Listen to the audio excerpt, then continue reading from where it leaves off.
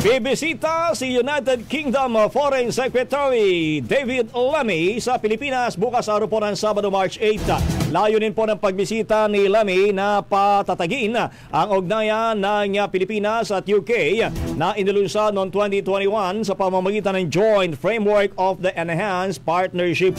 Kasama sa adyenda ng kanyang pagbisita ang pakikipagpulong kay Department of Foreign Affairs Secretary Enrique Manalo upang talakayin ang mga aspeto ng kooperasyon sa kalakalan, depensa, klima at iba pang sektor.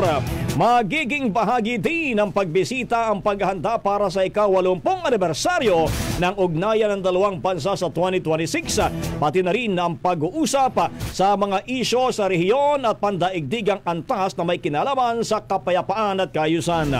Bibisita rin naman si Lammy kay Pangulong Ferdinand Bongbong Marcos at sa iba pang mga matataas na opisyal ng Pilipinas.